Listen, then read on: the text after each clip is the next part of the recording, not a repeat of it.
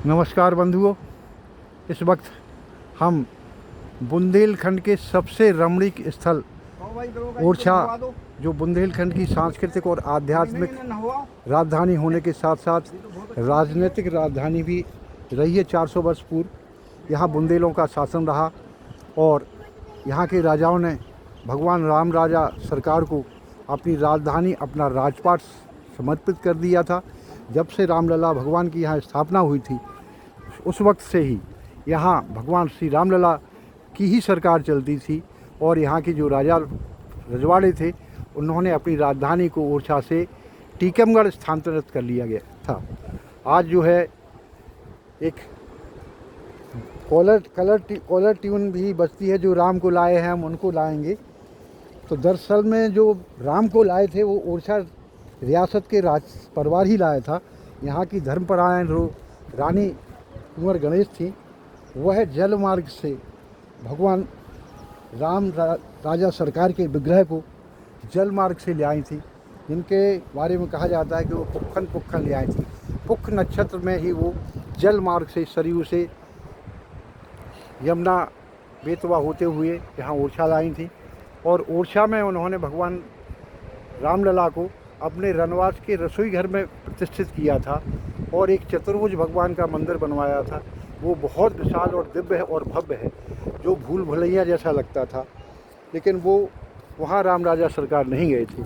जिस दिन से भगवान रामलला सरकार का यहाँ पदार्पण हुआ, उसी दिन ओरछा रियासत के राजाओं ने अपनी रियासत भगवान श्री रामचंद्र जी के चरणों में समर्पित कर दी थी और यहाँ के राजा भगवान राम ही हुए हैं। यहाँ राम राजा सरकार की ही जय बोलती है और मंदिर में प्रतिदिन भगवान रामलला सरकार के विग्रहों को गॉड ऑफ ऑनर दिया जाता है। यहाँ की एक और ऐसी अद्भुत परंपरा है कि यहाँ कोई भी कितना ही बड़ा वीवीआईपी आए, उनको यहाँ गॉड ऑफ ऑनर नहीं दिया जाता है, ओरछा में ही गॉड ऑफ ऑनर दिया जाता है। तो ओरछा बहुत रमणीक स्थल है और यहाँ की रमणीकता को में वृद्ध चार चांद लगाने वाली बेतबंतरी नदी है।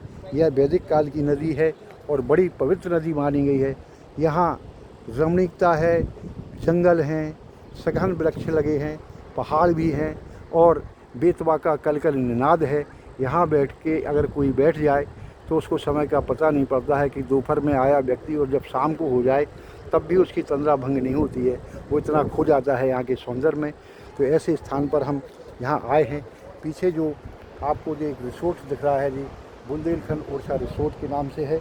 यह ओरछा तत्कालीन ओरछा रियासत के राजाओं की, जो अब टीकमगढ़ की राज परिवार है, उनकी कभी शिकारगाह हुआ करती थी, जो अब एक रिसोर्ट में बन गई है और यहाँ शादी वगैरह होते हैं। और स्थान की रमणीकता को देखकर यह रिसोर्ट में आना लोग काफ़ी पसंद करते हैं। इस स्थान की शोभा जो है वो बेतबंतरी नदी से है। हम आपको जो दिख रहे हैं, दूर जो शिखर दिखाई दे रहे हैं, ये राम राजा सरकार के मंदिर के जो बगल में भगवान चतुर्भुज जी का मंदिर है, ये उसके शिखर हैं और अन्य मंदिरों के शिखर हैं। ओरछा धाम में सैकड़ों मंदिर हैं, तमाम वीरान हैं। लक्ष्मी नारायण जी का मंदिर बड़ा अद्भुत है। साथ में ही चारद्वारी के हनुमान जी का मंदिर भी बड़ा प्रसिद्ध है। यहाँ बड़े ऋषि मुनियों ने तपस्या की और यहाँ बड़ा अद्भुत दृश्य दिखाई देता है। हम आज यहाँ एक कार्यक्रम में आए और बेतवा नदी के दर्शन करने का हम लोभ संवरण नहीं कर पाए हैं।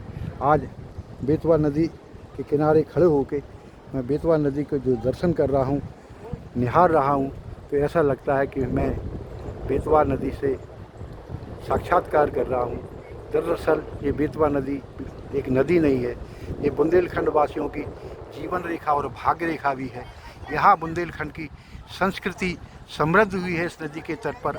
इस नदी के तट पर बड़े बड़े रणबांकुरों, स्वतंत्रता संग्राम सेनानियों ने, महान क्रांतिकारियों ने देश की आज़ादी की लड़ाई के लिए बिगुल बजाए, लड़ाई लड़ी। इसी बेतवा की जो सहायक नदी है, सातार नदी, जो पास में ही, उसी के किनारे अमर शहीद चंद्रशेखर आज़ाद भी अज्ञातवास में रहे और यहाँ से पूरे बुंदेलखंड में क्रांतिकारी गतिविधियों का उन्होंने संचालन किया था। आगे जो छोटा पुल है टीकमगढ़ जाने के लिए, उसके दाईं ओर सुखनई नदी के किनारे जो छतरियाँ बनी हैं ओरछा स्टेट के राजाओं की, उनकी वास्तुकला और स्थापत्य कला देखते ही बनती है। मैं अपने आप को कि आज मैंने ओरछा में आकर बेतवा नदी के दर्शन किए और नदी से लगभग साक्षात्कार किया। ये सुखनई नदी की जो जलधारा जो प्रवाह है, ऐसा लगता है कि मुझे आशीर्वाद दे रही है और पूरे बुंदेलखंड वासियों को भी आशीर्वाद दे रही है। आप सभी लोगों को बहुत बहुत शुभकामनाएं।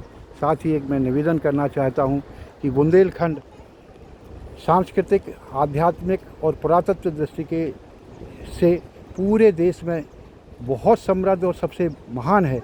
यहाँ ऐतिहासिक दुर्ग हैं, बहुत ऐतिहासिक मंदिर हैं और प्राकृतिक रमणीकता का तो यह खजाना भी है।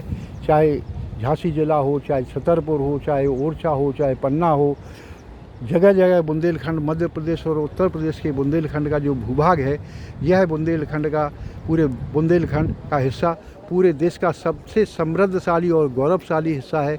यहाँ महर्षि वेद व्यास ने जन्म लिया और जिन्होंने महाभारत जैसे महाकाव्य की रचना की। यहाँ गोस्वामी तुलसीदास जी ने जन्म लिया, जिन्होंने रामचरितमानस की रचना की और कई कालजयी कृतियाँ लिखी और भक्ति काल में उन्होंने संपूर्ण भारतवासियों को एक संबल प्रदान किया। यहाँ राष्ट्रकवि मैथिली शरण गुप्त ने जन्म लिया, जिनकी कविताओं ने लोगों में राष्ट्रभक्त की ज्योति जगाई। ऐसे हम बुंदेलखंड वासी बुंदेलखंड में जन्म लेने से गौरवान्वित हैं। आप सभी लोगों से कनबद्ध निवेदन है कि बुंदेलखंड के गौरव को बढ़ाने के लिए काम करें, यहाँ की सांस्कृतिक परंपराओं को संरक्षित करने के लिए काम करें, यहाँ की पुरातत्व जो धरोहर है उसको संरक्षित करने के लिए काम करें। साथ ही बुंदेलखंड राज्य निर्माण के लिए अपने स्तर से जो भी आप कर सकें वो करें।